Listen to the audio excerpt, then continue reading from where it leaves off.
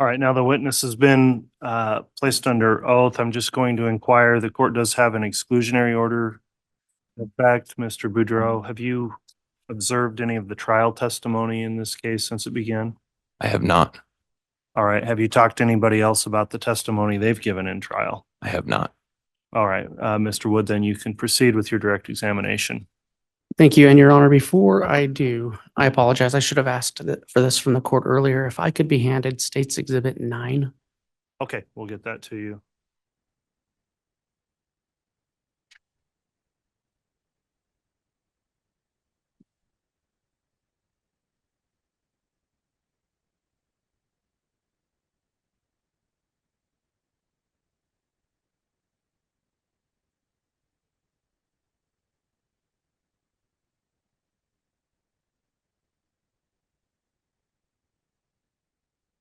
Good morning.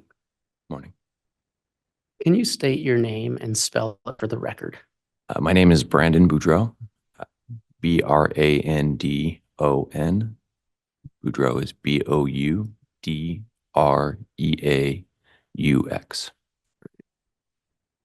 Mr. Boudreaux, are you married? I am. Are you on a first or second marriage? I'm in my second marriage. I want to ask you a few questions about your first marriage. Who were you married to? Melanie, she was Cope and then became Boudreaux. And in your marriage with Melanie Boudreaux, did you have any children? I did. I had 4. And, what are their ages? 14, 10, 8, and 7. And how long were you married to Melanie Boudreaux? I was married to her for about 10 years. Right. And you mentioned earlier that her maiden name was Cope. It was, yes. And are you aware of her current last name? Pawlowski. What year did you marry Melanie? 2008. And during that time, did you have occasion to meet her family? Yes, I did. I want to specifically ask about, did you meet the Cox family? Yes, I did. And who were they in relation to Melanie Boudreaux? They would have been her birth mom's family, extended family. And who in that family did you meet? I met Janice and Barry Cox, Adam Cox, Summer Shiflett, Lori Vallow, and Alex Cox. And so what was Lori Vallow's relation to Melanie Boudreaux? She would have been Melanie's aunt. And what was Alex Cox's relationship to her? He would have been her uncle. So they were your aunt and uncle-in-law? Yeah. Did you spend much time with Melanie's family? Yeah, we spent a lot of time together. In what capacity would you spend time with them? We spent holidays together. When they lived close to us, we probably see each other once a month. When they were more distant, we would travel to each other's houses and stay for a week or 2 at a time. And then we do trips together. We went to Disneyland a lot together. And I asked that kind of broadly about her family. Did you have occasion to spend much time with Lori Vallow and Charles Vallow? Yeah. Lori and her kids and my kids, we would go to Disneyland a lot. We would hang out a lot. We did a lot of things together. It was just kind of part of our lives. Okay. And I said Charles Vallow at that time. Was Lori Vallow married to Charles Vallow? Yes. And how well did you get to know Lori and Charles? I would say pretty well, very well. And you mentioned your family spent time together. You said you went to Disneyland? Yeah. And would you spend holidays together? Yeah, often. Would your children spend time with her children? Yeah, my son Braxton was very good friends with JJ. They kind of bonded, and my daughter as well. Right. And how old was Braxton as compared to JJ? He's a couple years older. And were you aware that JJ had some special needs? Yeah. JJ had autism. Everybody who was around him, it was easy to tell. Early on, when he was younger, he was nonverbal for a while, and so he had like all this energy, but he didn't know how to use it. So you just had to be prepared for that. You set your house up for it when he'd come over to our house, or when you went to Lori and Charles. They spent a lot of time making sure that it was a safe place for him, and that everything was kind of handled for that. And then as he got older, he started learning how to talk, and he could say things. And similarly, he would rephrase things over and over. When he wanted to play with my son, he'd always say, go to Braxy, and he called my daughter Fridays instead of Bridie. So Braxy and Fridays, Braxy and Fridays. But and so you said Braxton was a good playmate for JJ. Yeah. Did your family spend time with Tylee Ryan? Yeah. Tell me about your relationship with Tylee Ryan. She's a good girl. She was, I knew her from when she was little, and then all the way up into being a teenager. And so she was a normal teenager. She had her moments where she just wanted to sleep in late and no one to bug her, watch too much Netflix, and other times where she'd open up and she was sweet, and you got to know the real Tylee. So you got a little bit of both. And did she interact with your children as well? She did, yeah. Often would babysit them, or she was a little older than my kids, so she would naturally be kind of more of a, she had good motherly instincts, with them. Did you ever observe Tylee with JJ? Yeah, she was very protective of him. And did you know Colby Ryan? Yeah, I do. Speaking of Tylee, did you yourself have any special sort of religious connection to Tylee Ryan? I did. I baptized her. Okay. And when you baptized her, what church was that in? In the Church of Jesus Christ of Latter-day Saints. And so to your knowledge, Tylee and her family were members of that church? Yes. Okay.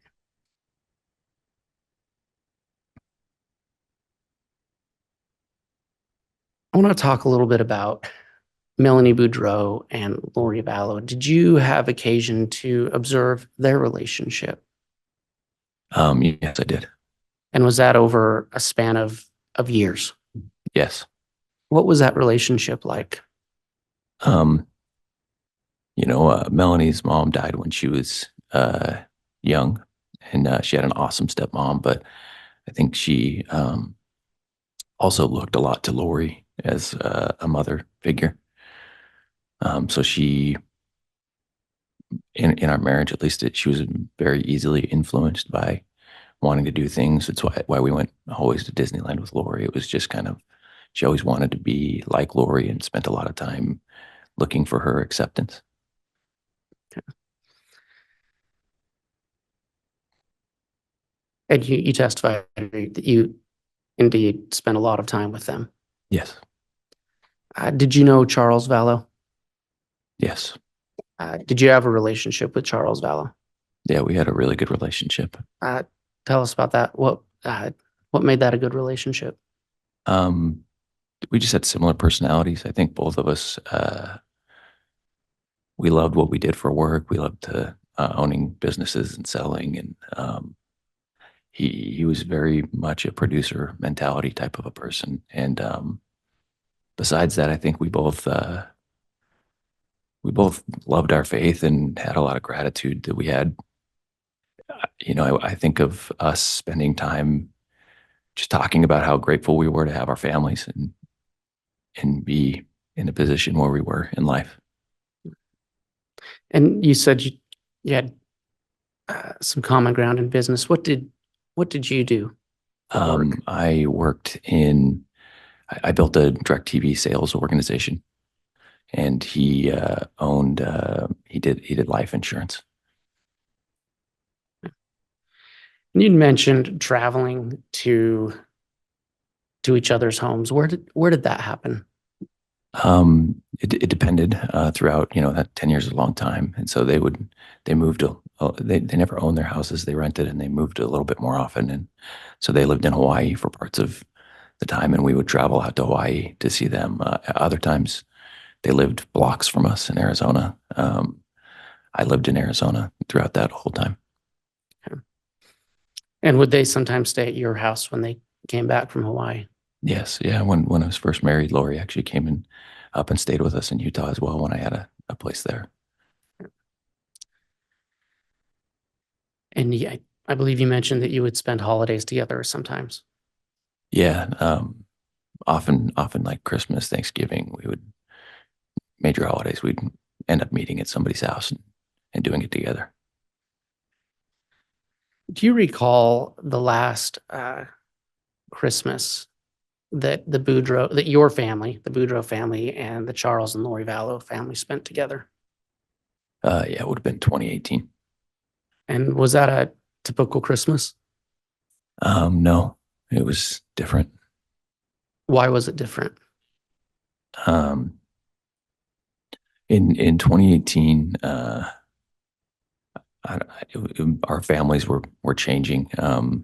That particular Christmas, I wasn't as aware of everything that was going on. But when we went there, when you spend that much time together all the time, you don't have to say anything. You just know from each other's body language. And when you show up places, when you do things, it's just, you always feel welcome. You feel loved. You feel close. It's like you can pick up right where you left off. And that Christmas, when I was over at Lori's house,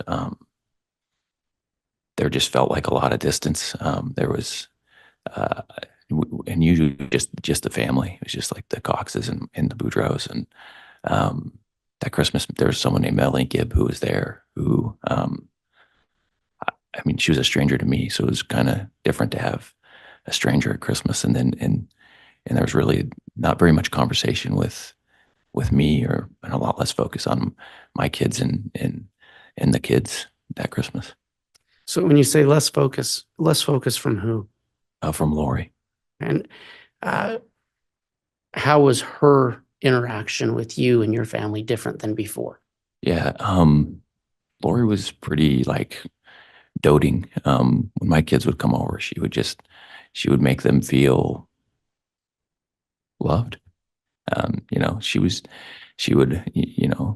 just try to spoil them with presents and attention. And that was kind of her way of letting people know that she noticed them. And that didn't happen that Christmas.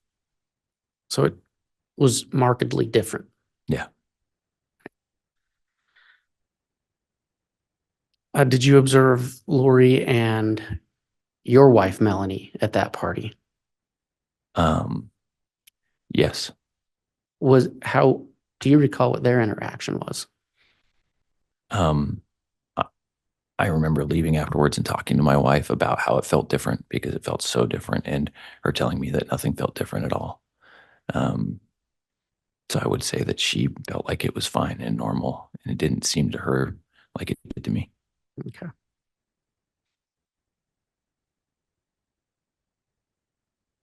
Around this time, were you and your wife active in your church? Yes. And when I say active in your church, did you regularly attend church meetings? Yeah, usually every Sunday, unless there's something going on. And had your family and the Charles and Lori Vallow family, had you ever shared religious activities with them? Yeah, like I said, I baptized Tylee. We talked about church openly amongst us.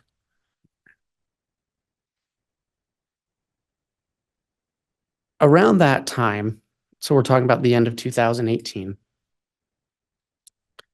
did your wife's activity in religious events change? Yeah, in the fall of 2018, earlier in my marriage, she just didn't love going to church. It wasn't her thing. I liked going to church, so I was kind of the advocate. I would push it a little more. But in the fall of 2018, she got very excited about religion and going to church, and she started talking about how she set this goal that she was going to go to the temple every single day. Okay. And so around the fall of 2018, her attitudes appeared to change. Yes. And you said she wanted to go to the temple every day. What did you think of that? In our faith, it's going to the temple is definitely something that's important to us. It's a way to kind of to go through a process to remind yourself of promises that you make to God. It's kind of ritualistic, but for me, it's a great thing to do in moderation. You know, I might go once a month, and I think that's kind of a normal thing for a person. If they set a goal, they go once a month and just kind of remember, hey, I committed to God to give my life to certain principles. But when it's pretty rare for someone to go every day, it's a lot, especially for a mom with kids at home and a lot of other things that we had as responsibilities. And so it was surprising, I think would probably be the right word. But also for me at the time, I wanted to be supportive. I wanted to show that, you know, I could meet her where she was and help her try to figure things out. And just for clarity's purpose, in your faith, is going to the temple the same thing as going to church? What most people think of as going to church? No. What's the difference? Going to the temple is something we do once for ourselves. That very first time to make promises to God. It's like being baptized. You know, we go once for ourselves. We make promises to God. And then each time you go afterwards, you do it for someone who's passed on, but it's something that's kind of viewed, like I said, it's maybe a once a month thing, or I mean, going regularly is healthy, and I think a good part of anybody who wants to find a rhythm for their religion. But going every day would maybe be something somebody did if they were retired and they just had nothing else to do. But going to the temple is not your regular Sunday services. No, we go to a regular Sunday service every Sunday at a church building. Thank you to clarify that. And so this was, I think you said in the fall of 2018 that these changes started taking place. Yes. In addition to this daily temple attendance, what else changed in your wife's religious demeanor or attitude? You know, at that time, she started going to these things that she was calling firesides, but weren't things that I would call a fireside. Okay, so let's clarify that. In your church, if someone says fireside, what do you normally think of? So inside of our faith, there's a leader of like a group of we call it a ward, so like a group of people who live in a certain geographic area. And so inside your ward, that leader's name is a bishop, and him or one of the other people, like the counselors in the leadership group, at times they might, besides going to church on Sunday, they might set up a meeting that they think might lift us up or encourage us spiritually, and it might be outside the normal times you go. And so they usually do them in the evenings, and they call them firesides. That's something that, you know, you get together, it's under the direction of the church, and ideally it's uplifting. It's something that's going to bring you closer to, you know, your commitments you made when you're baptized to try to follow the Savior. Okay, and you said that Melani Boudreaux, and there's multiple Melanies in this case, so I'm going to keep referring to her as Melani Boudreaux, if that's okay with you. Yeah, that's fine. And so Melani Boudreaux, she started going to what I believe you testified, what she called firesides, correct? Correct. And were these different than what you would normally call a fireside? Yeah, so I kind of just described what I think of as a fireside, but she was just going to people's houses, and they were doing meetings that weren't under direction of anybody from the church. And oftentimes they were focused on things that aren't things we talk about normally in church. some of them were just, What kind of things? I mean, I didn't go to them, so I can't say what exactly was talked about, but I can share what came back from them, which was what made me concerned. There was she came home one time and wanted to get like $10,000 worth of food storage all at once because she was really concerned about the end of the end of times coming, the end of the world coming. And it just didn't seem very practical to me, and then there was other focuses that she would come home with. She had a fascination with like Jesus Christ and did he have a family and why was James's name the beloved? A lot of early Christian, early church things. And so I would share perspective, but I was also, I kind of tried to share with her my perspective on, I served a mission for my church for a couple of years, and I saw some people who fell away from it, and I shared something that I had noticed in that process that those people got really focused on not the core of believing in finding faith in Jesus Christ, but they got focused on things that were really far away from that, and it led to them falling away from the core of their faith. And you said that you never attended any of these, can I use the phrase alternative firesides? Yeah, that's fun. No, I did not attend any of them. Did you ever attempt to? I did ask if I could, mostly because I wanted to see what was going on in there so I could give her better perspective, but she let me know I wasn't welcome at them. So she didn't let you go with her? Yeah, she told me I wasn't welcome to come. Do you know if Lori Vallow was at any of those firesides? Yeah, I do. She was the one who invited her to them initially.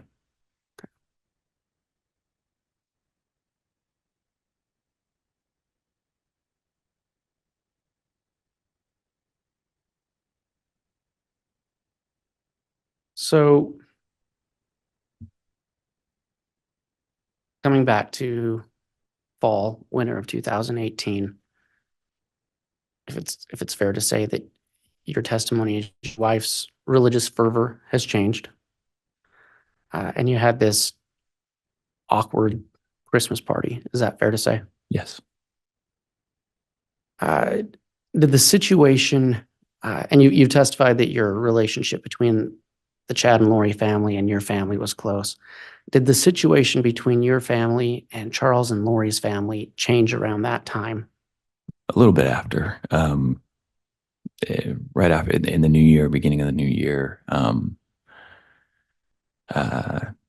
there was a period where Lori,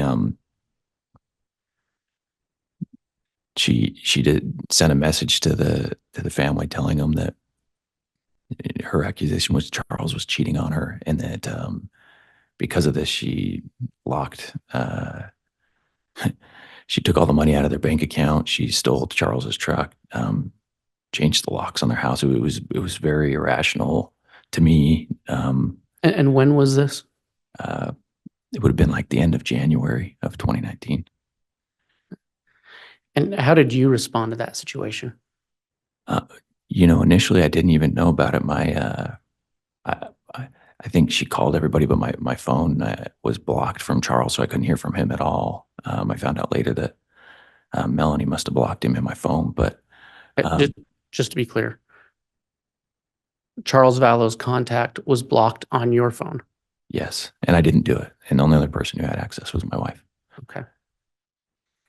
And so you were talking about how you reacted to this situation of, I guess you could say, a breakup between Lori and Charles. Yeah, I mean, it's a tough one when you're that close with people. And everybody in the family kind of got drug in and involved in it because it was messy. As far as like Charles really didn't want it to happen. He wasn't looking for it. He was trying to make sure it didn't happen. He was sending us as a group regular emails. try to contact us and work through it and try to communicate, because Lori just kind of cut him off after all that. She just stopped talking to him. She actually left him with JJ and just disappeared for a while. Do you know where she went? I don't. But she didn't take JJ with her. No. Do you know how old JJ was at the time? I can't remember right now. It's been a long time. But he was still a young child. Yeah, I mean, you couldn't leave JJ. JJ had to be watched all the time. You couldn't leave him alone. He was, when you're watching JJ, it's your whole life. Like, you have to plan everything around it. I mean, just for him to come visit, you have to plan everything around it. And you stated that the whole family got drug in. Did your wife take a position on taking a side? Yeah, when it happened, I wanted us to not take a side, and divorces are just messy, like there's nothing anybody can do about, like, when you've been together for a long time and you're trying to separate both emotionally, gonna have a hard time going through the process. And so my encouragement was that we didn't pick a side, and we just loved them both, and then made sure that the kids knew that they had somewhere where they could be safe, and our house could be that. But Melanie just kept saying how she was uncomfortable with Charles, and she didn't. Microphone, please. We're getting into some hearsay, and Judge, I've been patient, but the narrative is getting a little lengthy now, so I'm going to object on narrative and hearsay at this point. Sustained. Okay. Did Melanie Boudreaux demand that your family take a side? Objection, hearsay.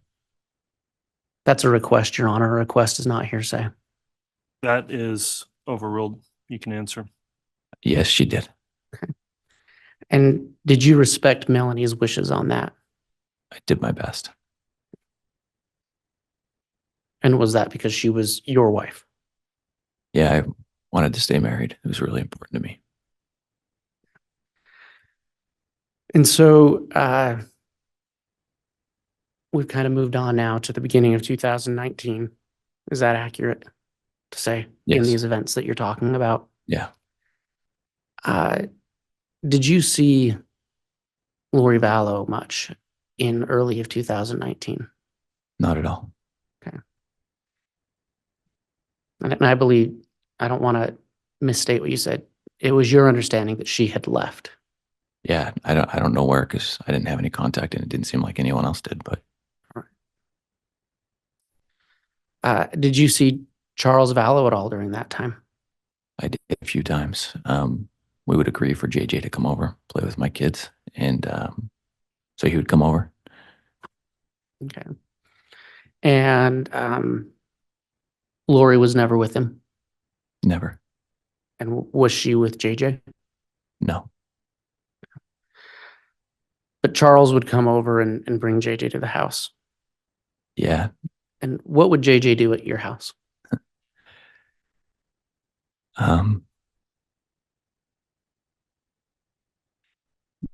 He would just come play with my son.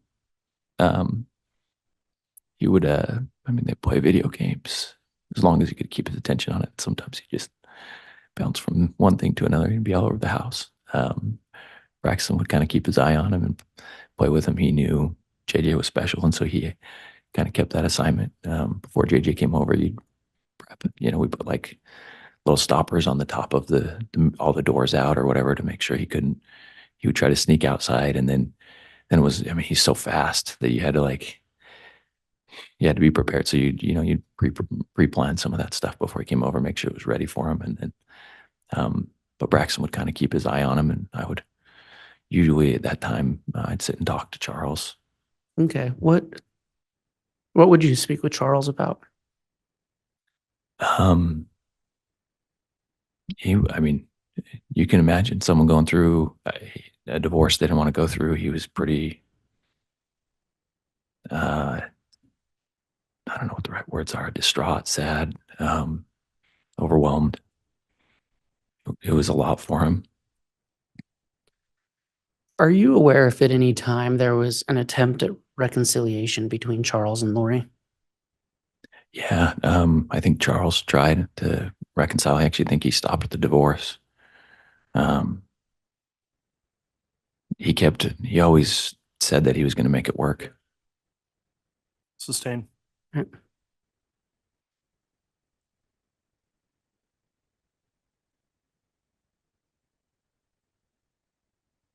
I'm gonna move forward to the summer of 2019. Did you have an occasion to take a trip to your in-laws' house? I did, yeah. And do you recall when that was? It would have been in June of 2018. Do you recall the exact date or approximately when in June?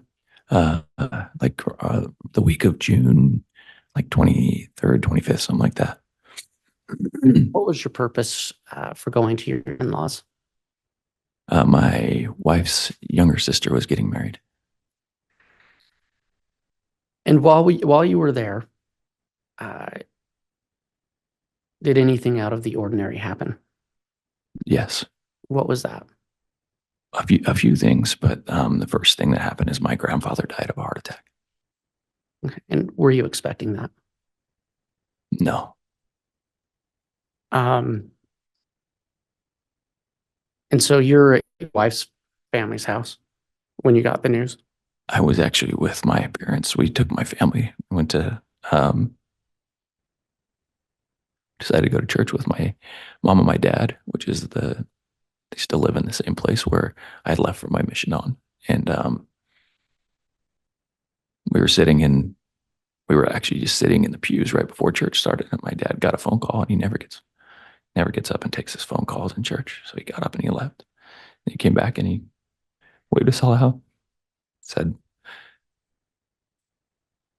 Your Honor, I apologize.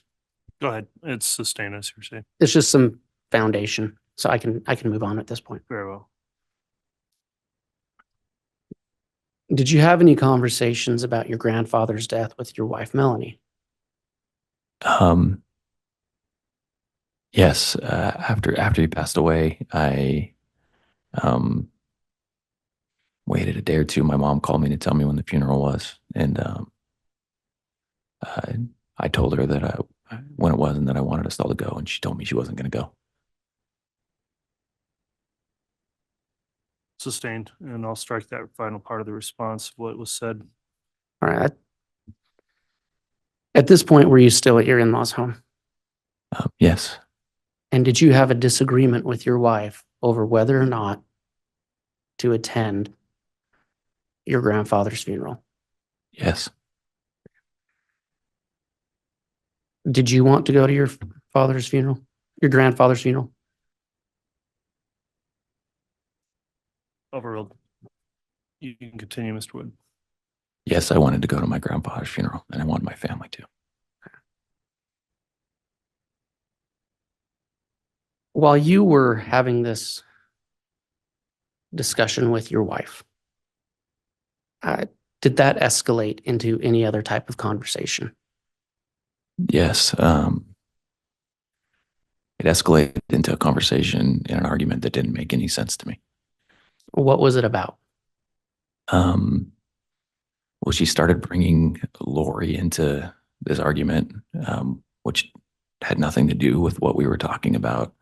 She said that God had Judge, I'm going to object at this point. It's hearsay. You're right. Response, Mr. Wood. Your Honor, I believe it comes in for the effect on the listener, not for the truth of the matter. Well, I think just the specific statements are hearsay beyond that, so I'll sustain the objection. Without saying the words your wife used, what was the context of that conversation? We had an argument about whether or not I hacked Lori Vallow's computer. Did your wife accuse you of hacking Lori Vallow's computer? Yes, Did she request that you admit that you hacked into her computer? yes, she said that I had to. Judge, I'm going to object again. Your Honor, Sustain. Your Honor, if I might briefly argue, a request is not hearsay.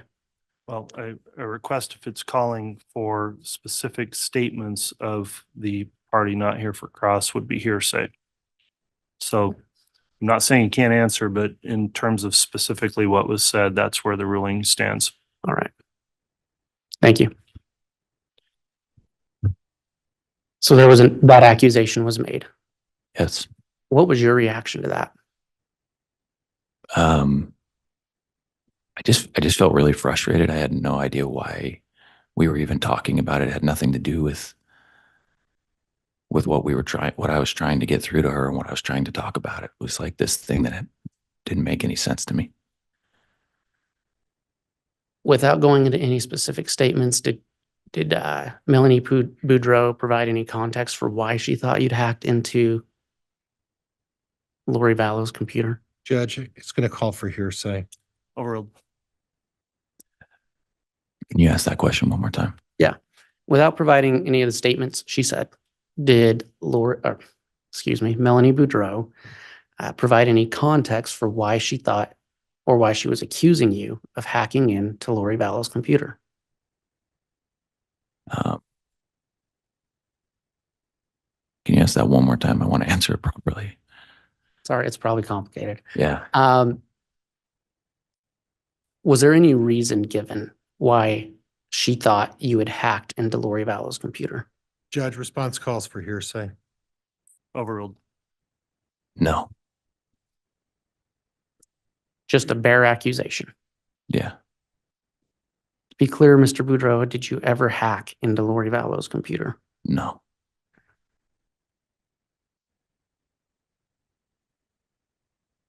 Did, in this conversation, did Melani Boudreaux inform you of anything that God had revealed to her Judge, in relation to this divorce?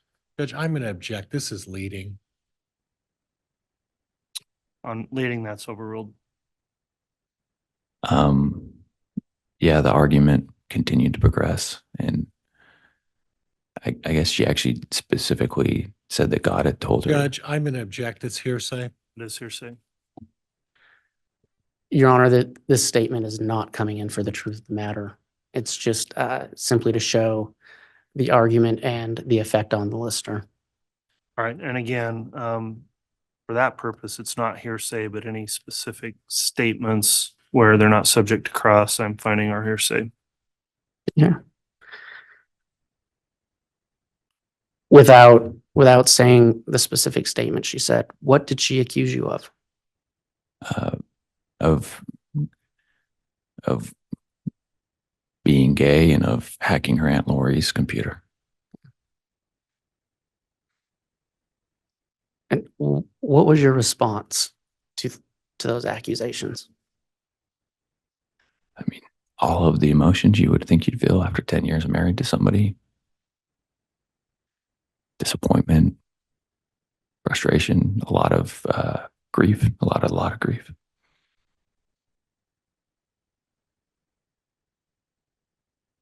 Did you have any idea that she would make an accusation of homosexuality against you?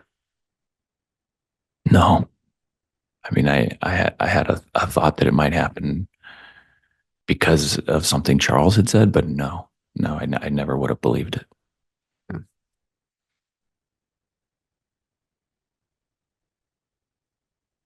So you have, is it fair to call it an argument? Yeah. How did it end? I mean, it took a long time. It started in the afternoon. It went past midnight, and she went to bed. I just stayed up troubled all night. Okay.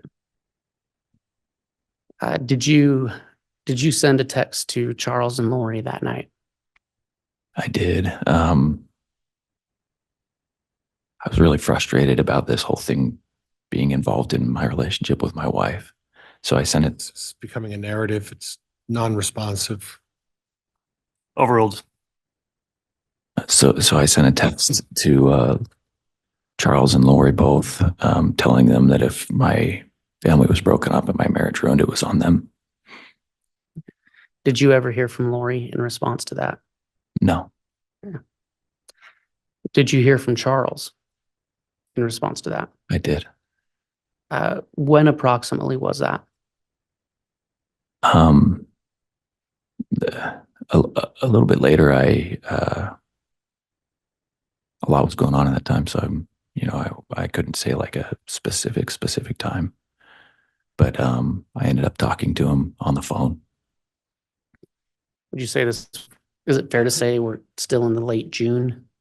Yeah, it was like the next day, probably at like in the evening.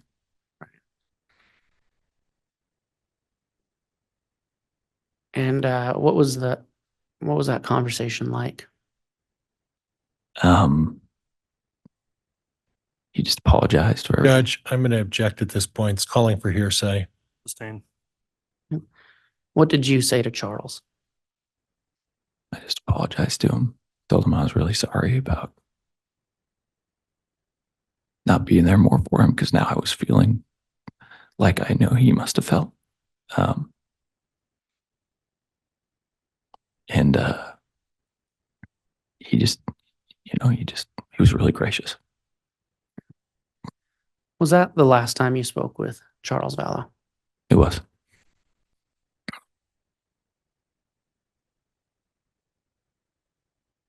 After Charles Vallow died, did you have any contact with Lori Vallow? No, I did not. After Charles died, did you have any contact with JJ Vallow? No, I did not. And after Charles died, did you have any contact with Tylee Ryan? No, I did not.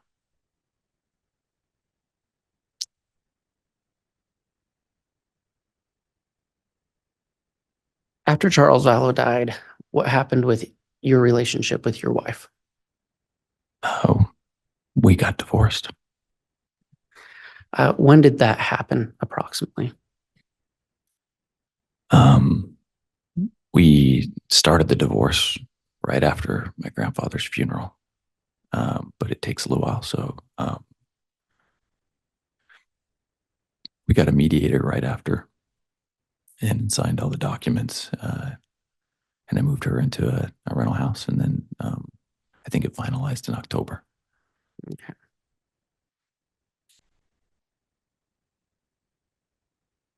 In that process, was there any the home that you and Melanie lived in, did you sell it? I did. And did she move to another location? She did. I helped her get a rental home. And did you move to another location? I did. I ended up getting a rental home as well. Approximately when did you get that rental home? I got it. I found out the house was sold like the end of September. It looked like it was going to sell. And so I went and found a rental home at that time. All right. And where was, don't go into specifics of neighborhoods, but what city was this in? Gilbert, Gilbert, Arizona. Okay. And is that where you had been living the last several years? Yeah, I moved back. And so did you, you located a property that, was it close to the home that you and Melanie had been living in? Yes. And why was that? I wanted to make sure my kids had stability. I was really worried about all of the changes. And were you sharing custody with Melanie at this time? I was.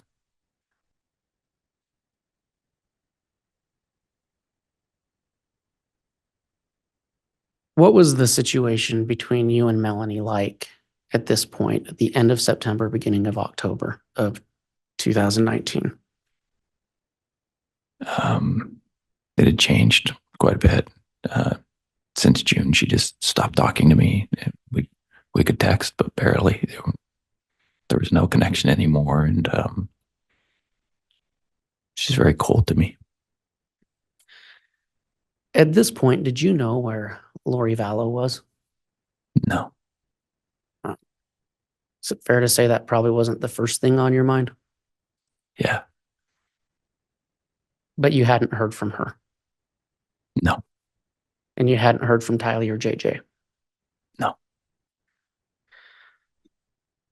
So we've been speaking about this, your situation with your wife, Melani Boudreaux, at the end of September, beginning of October.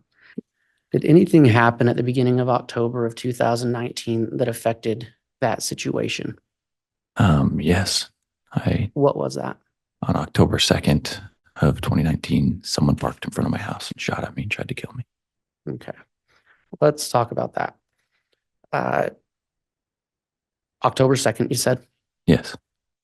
Let's go to the kind of the beginning of the day. How did your day start?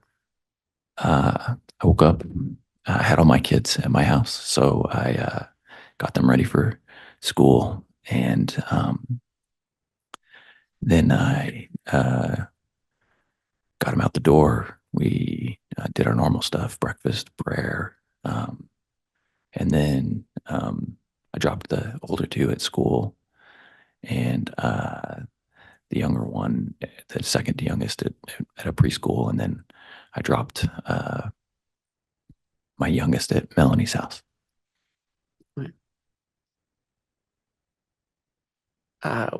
After you dropped your kids off, where did you go next? Then I went to the gym. This is all in that same area, Gilbert, Arizona. Yes.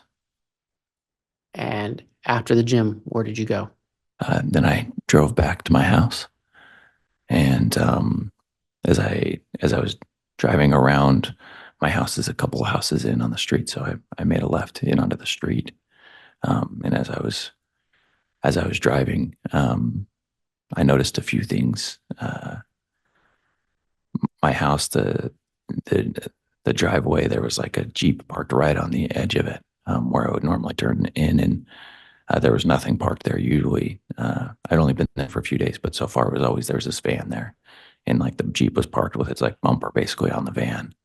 And it just looked at that place. It had a Texas license plate. There was no tire on the back of the Jeep. And you know how when you open and close a Jeep, there's like little tabs on the window. Those were sitting on the outside of it. So it just looked awkward, just was awkward enough that I noticed it right as I turned around the corner. Okay. So you noticed the Jeep. Mhm. Did you notice anybody inside of it? I couldn't tell if there was anybody inside of it. This all happened in such, imagine coming around a corner, driving a couple house lengths. So it all happened very quickly. And then the window opened up and I saw a gun and a silencer. And I would my window shattered. I heard a bang, all kind of in the same amount of time. And my immediate thought was just, I'm getting shot at. And instead of turning my wheel and into my driveway, I just pushed the gas and drove straight forward. What happened after that? I drove to where my street ended, and there was a turn, and kind of as I came up to that part, I remember grabbing my phone, calling 911, talking to the operator. I went and pulled a little bit around, and there was like a little community pool there, and I kind of parked in front of it for a second.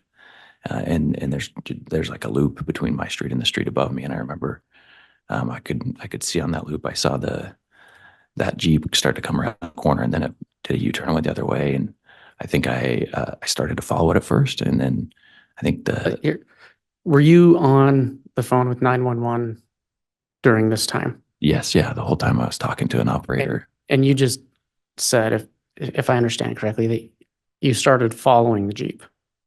Yeah, I don't know what I was thinking at the moment, but did you notify 911 that that's what you were doing? Yeah, and they I believe they told me to pull around and park in front of my house. So I did, and then they told me to wait for police, and they came shortly thereafter. Okay. I believe you testified, correct me if I'm wrong, that you had only been in this house for a few days. Yes. How many people had you told that you were in this house? Almost nobody. It would happen very quickly because I wasn't supposed to be able to get my kids as soon as I was, but my wife had agreed to let me have them sooner. And so I had moved everything out of the house that was selling to get them in so I could have them for that weekend with me in my house because I would do anything to keep my kids with me. And So when Melanie Boudreaux knew you were there, had you told anybody else? So I had to tell her when I got the place. I hadn't told anybody else, but my neighbors had seen me moving and they helped me move. So they knew where I was, just the ones that lived by me there. So had you told any other friends and family yet this was your new residence? Just hadn't had time to tell anybody yet. It was so quick, and then I had my kids.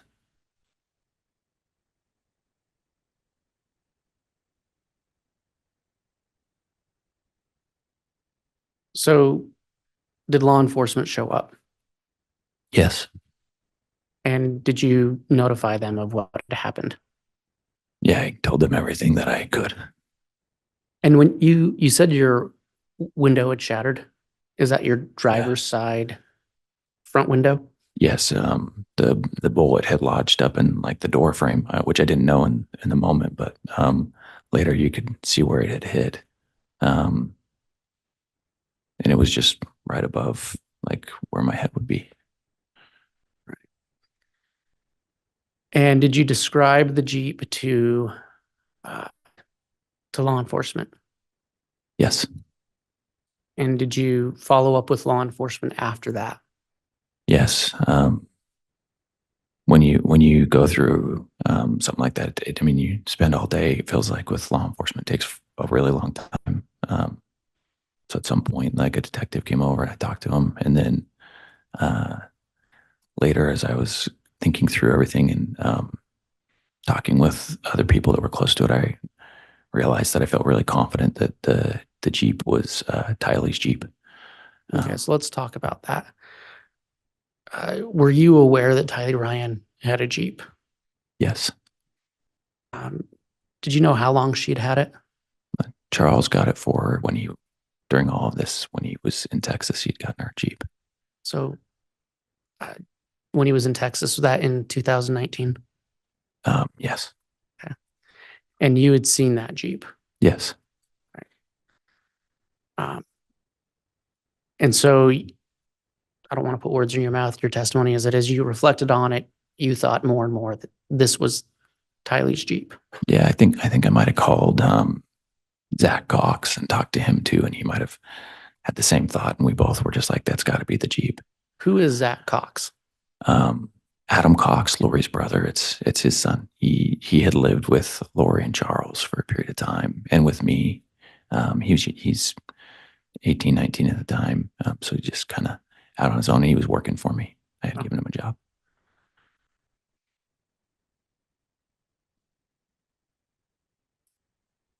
Did you take any other steps to identify that Jeep?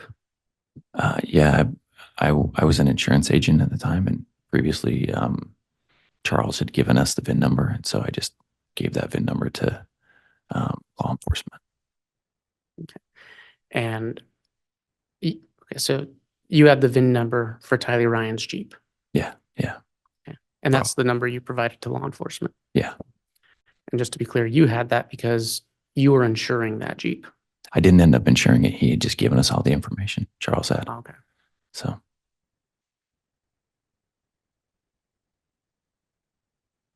Your Honor, I don't know what time the court wants to take the mid-morning break. This is probably about good time to do it, Mr. Wood. Okay.